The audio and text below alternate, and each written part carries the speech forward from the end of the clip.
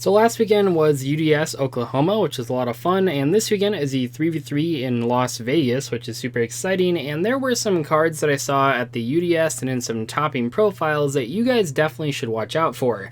Whether or not you're looking out for these cards because you're playing against them, or perhaps you might learn about a new card that you can play in your own strategy, you definitely should know about all of these cards. As always, if you guys like to purchase any of the cards that I talk about in today's video, maybe for your own decks or just for your collection, please use my link to tcgplayer.com in the description below. A portion of all the sales that happen after clicking that link will go right back into the channel, so I really appreciate it when you guys use that link. The first card I want to talk about is Secure Gardna, a monster card released 2 years ago that basically hasn't seen any play until right now, but it's all over the place. This is a very unassuming common Link 1 monster. It's a light monster. It takes one Cyberus Link monster to summon, and its effects are pretty much irrelevant, but I'll go through them just because. It says after this card is special summon, you take no effect damage for the rest of this turn. Once per turn, if you would take battle or effect damage, you take no damage.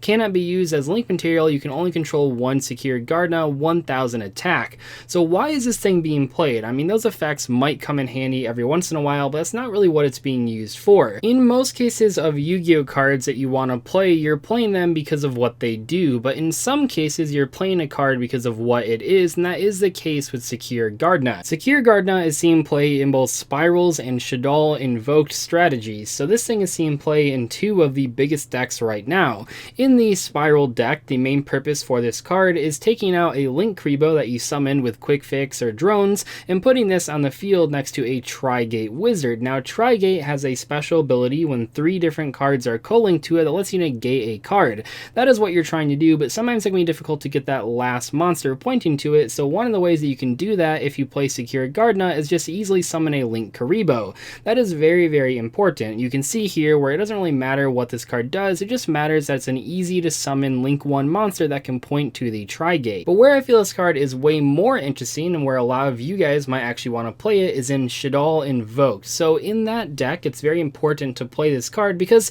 it makes Alistar the Invoker a 1-card Mechaba, and that matters a lot. In a lot of cases, your opponent might have a light monster in graveyard for you to banish, but if you're going first, for example, they probably won't. So Secure Gardna opens up the possibility to summon Mechaba on turn 1 without having any other light monsters, just the Alistar. The play here is really straightforward. You normal summon the Alistar, add Invocation to your hand, and that makes Salamangreat Almirage. That already has been done in the past, but where it takes it one step further is then you summon the Secure Gardna over the Almirage, and now you have a light monster on field and that Alistar in graveyard. At that point, you'll have an Alistar in the graveyard, and you control a light monster, so you can make that Mechaba really easily with the invocation that you searched. That does definitely boost the overall consistency of any deck playing Invoked, but especially the Shaddoll Invoked deck. This card can't be used for link material, but it's free game to use it as fusion material, which means you could fusion summon like El Shaddoll Construct, continue on with your turn and your combos, and at the very end, once you have some link arrows, you can then summon the Mechaba from your extra deck by banishing this and Alistar from your graveyard with Invocation. Next up, we have one of my personal favorite choices from Ignition Assault, and that is Gravity Controller. So this thing is already topping, but I still feel like people are unprepared for it, so I want to mention it in today's video. This is a Psychic Link 1 Dark monster that takes one non-link monster in the extra monster zone to summon. So maybe you have like a Synchro or a Fusion is pretty common, or perhaps a Pendulum or an Xyz monster. All of those can be used as long as they're in the extra monster zone to bring out Gravity Controller. Then while on the field, it cannot be used as link material to turn in as link summon, which makes sense because now you're kind of restricted to it in the link zone. And then it says this card in the extra monster zone cannot be disturbed by battle with a monster in the main monster zone. Pretty cool, but more importantly, the last effect says at the start of the damage step, if this card battles an opponent's monster in the extra monster zone, you can return both that opponent's monster and this card to the deck. In that way, it's like a Neospatian Grand Mole from that extra deck for free, and that's really powerful. It might not seem crazy because Neospatian Grand Mole isn't played so much anymore, but it was played a long time ago. Bouncing monsters is always going to be really solid, especially against other extra deck cards. What makes Gravity Controller so good is that you only have to summon it when you really need it, and you can summon it really easily, basically for free.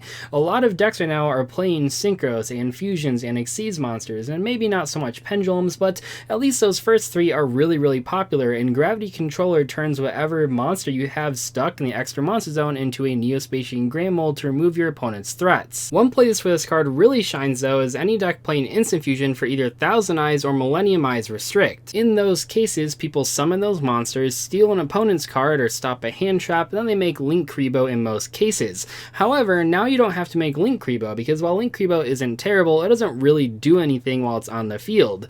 Gravity Controller, on the other hand, actually does have a very impactful ability, so you can make the Thousand Eyes or the Millennium Eyes, steal a monster, and then make Gravity Controller to bounce a monster back to the extra. You only have to play one Gravity Controller as well, because it keeps recycling itself, which is super strong. Beyond Instant Fusion though, pretty much anytime you're playing a Synchro or a Fusion or an Xyz monster that you want to use its effect but don't really care about it sticking around too long, you want to be playing Gravity Controller as well. Keep in mind that Gravity Controller is a non-destroying, non-targeting ability, so it can get rid of a lot of difficult to deal with monster cards that your opponent might have, like Borreload Dragon. To be completely honest, this card is probably going to lose a lot of its strength once Master Rule 5 rolls around, because then not only do you not care about clearing your extra monster zone, but also your opponent might not always have a monster out there. But at least for the next couple weeks, this card is looking really strong, and it's a common, so it's not like it's a huge loss if it ends up not being played once April 1st rolls around and Master Rule 5 goes into effect. Next up, I want to talk about Unchained Abomination. So the first place UDS Rocket profile was already pretty insane. The deck choice itself was totally left field, and a lot of people were really excited to see it win the event.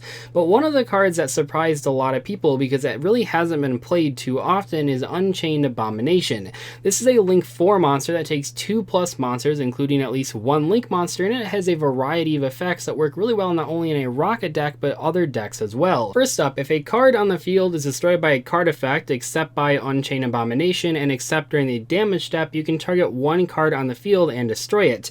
When another monster is destroyed by battle, you can target one card on the field and destroy it as well. And finally, during the end phase, you can target one card on the field and destroy it. So 3 different effects, all that target a card and destroy it if something happens. I guess in the last case, just waiting around, but in the other cases, they're actual trigger effects. Each one of these effects are individually a hard ones per turn, but you are allowed to use all of them. So in theory, if you met all the triggers for them, you could pop 3 cards in one single turn. Is that going to happen very often? I mean, probably not, but it might, so it's worth mentioning.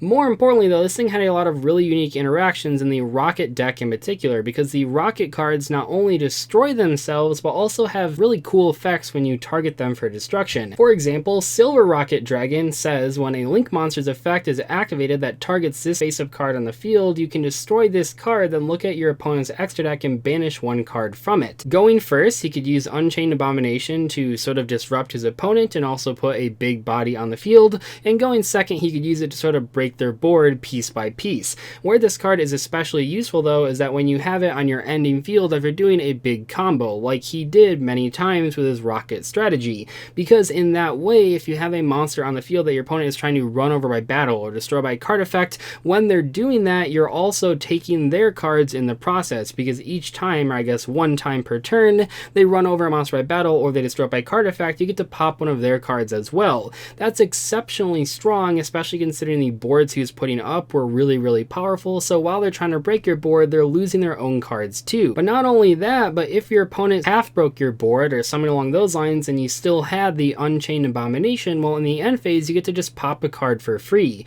Against these slower control decks like Altergeist or Guru Control, that's really difficult to actually keep up with. And while I know I've mostly focused on this card being played in that Rocket deck, I think overall it's just a really solid Link 4 monster. You can actually use a lot of these effects aggressively, so if you're playing a deck that destroys monsters by battle, which you probably are, or perhaps playing a deck that destroys cards by card effects, you can take advantage of Unchained Abomination to slowly pick apart at your opponent's board while just doing your normal plays. I think this card is a huge sleeper pick from a set that a lot of people weren't really that thrilled about, but if you are looking for a new Link 4 monster to give a try, Unchained Abomination is a perfect choice. Overall, while these cards are not meta-defining nor are they deck-defining, they are still really solid options for a variety of currently competitive strategies.